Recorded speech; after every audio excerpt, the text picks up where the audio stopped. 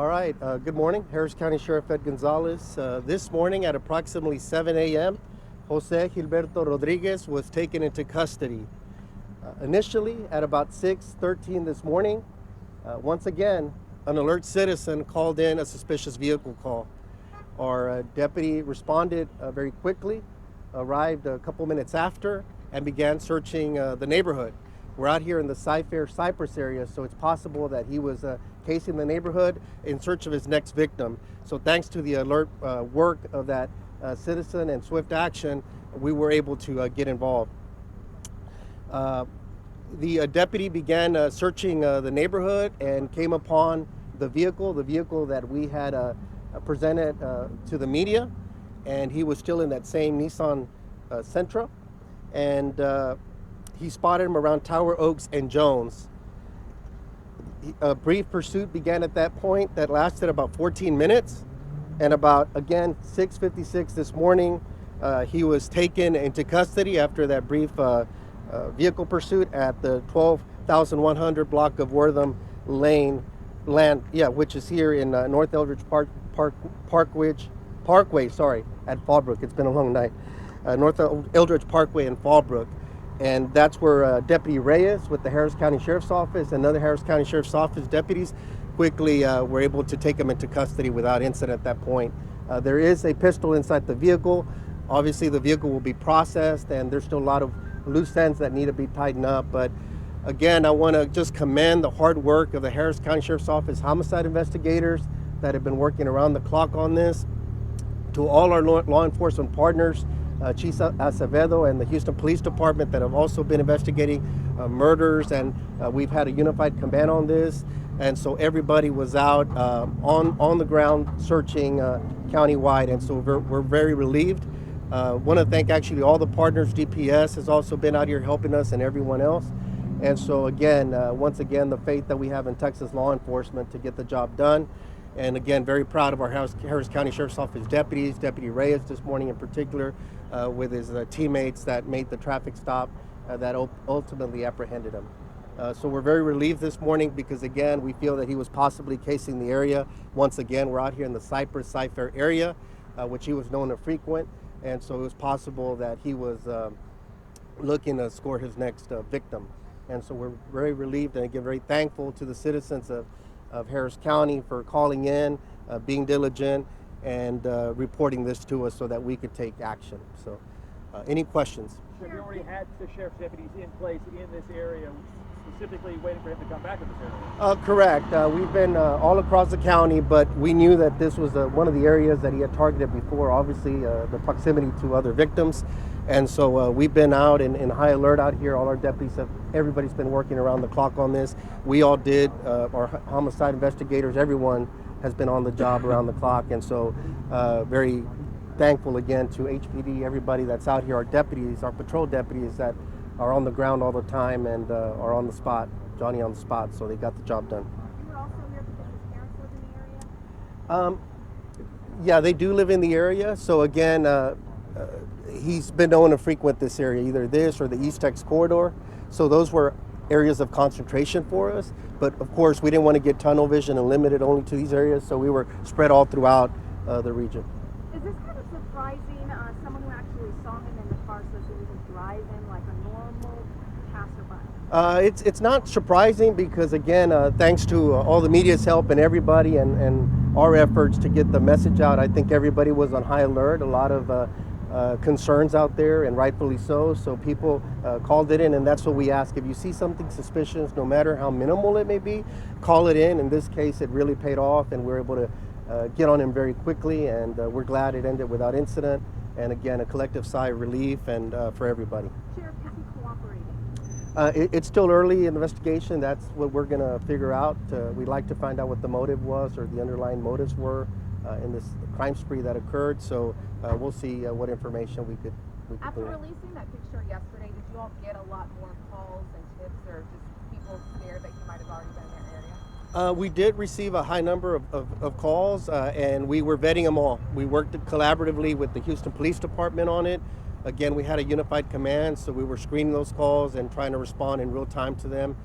Some were maybe previous hours long, but we were diligent throughout the night, following up on phone calls. Sheriff, can you tell us about the pursuit? Did he resist the chase? Who was that? Pursuit lasted roughly about 14 minutes. He was taken into custody about 6:56, and my understanding is that he was taken into custody without incident after the brief pursuit. And so we're relieved because, again, there was a pistol in his vehicle, so we're just relieved no one else got hurt. Did you all block the street? Does that kind of block his way of getting from Wortham Landing to North Eldridge? We were up there as he was kind of going back and forth around Eldridge. Yeah, I don't have all the details about the stop itself, but I know that Deputy Reyes and our deputies that are out here as well, just teamwork, just came together and were able to successfully conduct the traffic stop, felony traffic stop. The address that he was supposed to be at when he was on parole, is that known to you guys, and is that near here? Should he have been? Is he living near here, or do we know? It's not near here. The last address we knew was a halfway house down in the 5th Ward area, which is off the East Tex corridor, which was another point of interest for us out in that corridor. Do you think that's anything to do with He was just floating around the last couple of days, so we were just searching all the different areas, but no specific location. He was just jumping around. Are you looking for anything other than the 5 incidents that you guys talked about yesterday, so the 3 murders that they did? Well, our follow-up is still ongoing, on all these cases, and again, we ask the public still if they have other information on other crimes, robberies or other things that may have happened during this time or before, then we'd like to know. So, we'll continue to have an open mind and look into, researching this fully and making sure that we find out if he was involved in any other crimes. Did he say anything when he was being taken in? Not really. Not at this time. Not earlier on. Found a pistol in his car. Are you surprised that it came to an end without violence toward the law? It could have gone a number of ways, and obviously, with him already having committed several murders, we're fearful that, again, he could take other lives, and I'm just thankful that none of our deputies were hurt in this or other citizens. So, it just, you never know what's in their mind, and in the end, I'm glad it just ended peacefully. Sheriff, you said there was a gun found. Where can you describe it? It's just in plain view there in the vehicle, so I'm not going to talk about the specifics about where it was at. But Kind of like ready to go. Yeah. Are you able to release any other details yet about how you've been able to connect him to some of those? Some of those, we just had sufficient information on each crime to have strong indications that he had been involved in each of them.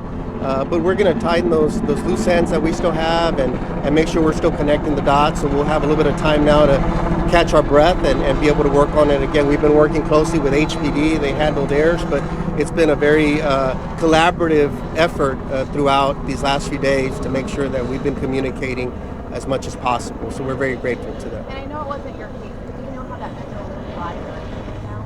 I heard he was still, in critical condition. I believe he's expected to recover from his injury, so we'll stay in prayer about that. And now that you mention it, on behalf of the Sheriff's Office and the Houston Police Department, we do wish the condolences to the families of the victims, those that have been impacted through all this. And so, we're just glad nobody else got hurt. And at this point, we hope that he could be held accountable, that the full extent of the law is applied, and that we could bring closure to the families. Is he believed to be completely acting alone in this? At this point, we do. We don't have any reason to believe that anybody else has been involved, but we never know. That's where we ask the public's help to give us any information. Because he was on parole, what are the steps that happen right now right after this? Craig, do you want to? He's going to be charged with parole violation. Yeah. And then we'll look at the other charges. You want to say real quick? He's going to be charged with the parole violation itself, and then we're going to look at each case and then, apply any additional charges that are applicable. I know we do have some Spanish media out here real quick, so I just briefly want to say, esta mañana aproximadamente a las 7 de la mañana, el individuo José Gilberto Rodríguez, que lo estamos buscando, el que pensamos que fue responsable por varias muertes, lo pudimos detener esta mañana como a las 7.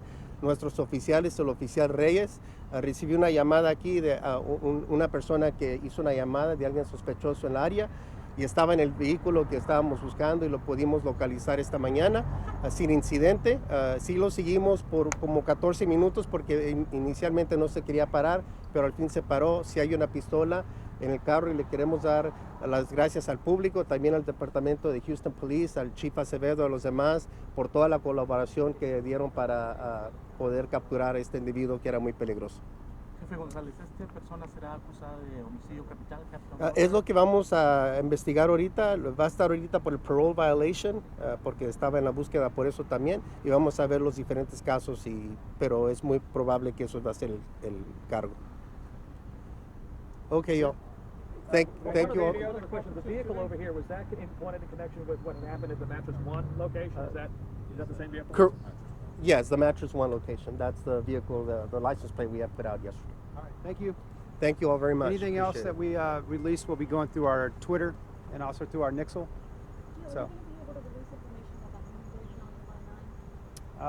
let me get with the investigators and we'll see what we can release. You want to know as far as victims, why, or impact, or what? Yeah, what's he alleged to have done during that? I don't know for sure. All right, we'll try to find out. Okay. Thank you. Thanks.